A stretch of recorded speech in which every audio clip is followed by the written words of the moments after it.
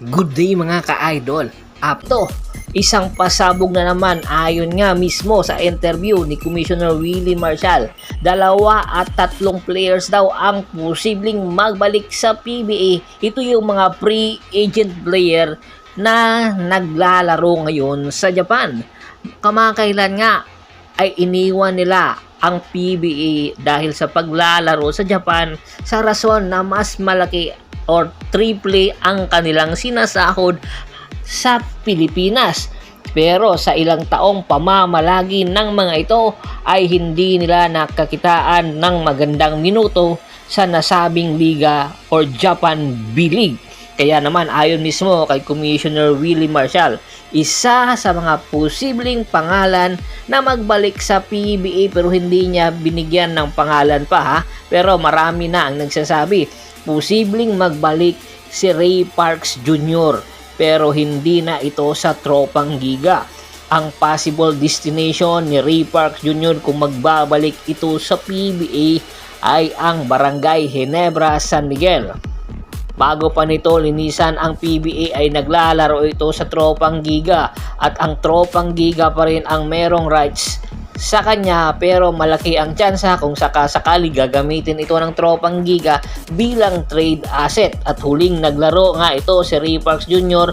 noong 2021 sa Japan B-League sa kupunan ng Nagoya Dolphins. At the age of 31 ay malaki na ang tsansa na magbabalik ito Pilipinas dahil na rin sa kanyang minamahal na isang content creator. Kaya inaasahan kung sakasakali man maglalaro ito sa PBA sa Barangay Ginebra at magpapalalim palalo sa Barangay Ginebra, San Miguel. At isa pa sa mga posibleng magbalik PBA na player ay si Matthew Wright. At the age of 33 ay kinakailangan ni Matthew Wright na magbalik sa PBA. Pero marami ang kumukwestiyon kung magbabalik ito sa PBA ay hindi na ito maglalaro sa Phoenix at alam natin kung saan ang destinasyon nito. 2 lang ang posibleng destinasyon nito, ang Barangay Ginebra or ang Magnolia Pambansang Manok Timplados, pero malaki ang tsansa na sa Magnolia ito mapupunta at gagamitin lang ng Phoenix ito bilang trade asset para makakuha ng future picks or mga bench player na makakatulong sa kanilang kampanya sa paparating na susunod na season.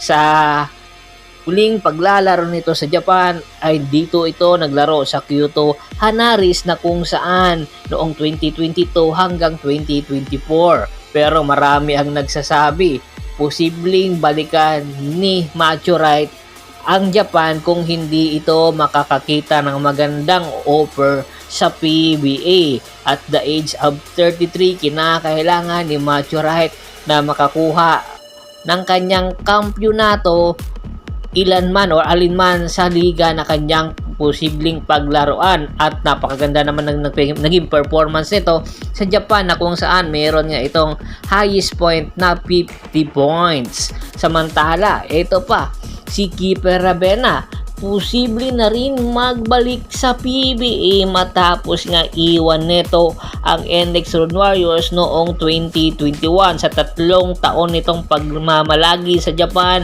sa kupunan ng Shiga Lake Star ay napakalaki daw ng sinasahod nito na kung saan humigit kumulang na $40,000 sa Japan. At ngayong taon nga nakakuha ito ng kampyonato sa Division 2 ng B-League. Kaya naman ito nakakuha ay dahil maganda ang naging performance ng kanyang kupunan. At dahil nga huling taon na nito ang kanyang kontrata ay malaki daw ang tsansa na magbabalik na ito sa Pilipinas at maglalaro sa PBA at malaki ang tsansa na sa tropang giga na ito mamamalagi dahil si Jason Castro nagkakaedad na at nagkakaproblema ngayon ang tropang giga at kinakausap na daw ng kanyang amang si Bong Ravena itong si Keeper na dito na lang manatili at maglaro sa PBA na kung saan mas mataas ang level ng paglalaro dito at hopefully makakuha sila ng kampyonato sa ilalim ni Coach Chat Reyes. Ano sa tingin nyo sa tatlong ito, sino ang posible na maglaro or magbalik PBA? Si Ray Parks Jr. ba? Macho Wright or si Keeper Ravena? Komento na sa baba ng video at pag-usapan natin yan. Once again, this is Percival Monteron at your service. Don't forget to subscribe my sports channel at don't forget to click the notification bell button para nga maging updated palagi sa kwentuhan. At bago pa man natin tapusin ang ating kwentuhan, shoutout muna tayo sa ating mga solid na followers na laging sumusuporta sa atin. Kay Kagawad Katsakino Dukusin ng Hagonoy, Bulacan, Ronald Bersubidad, Anthony Lakialon at sa Lakialon family, Adrian Dulay, Felix Perez, Lino Procto, Ariel Guevara, Gideon Lastra, Yornel Belches.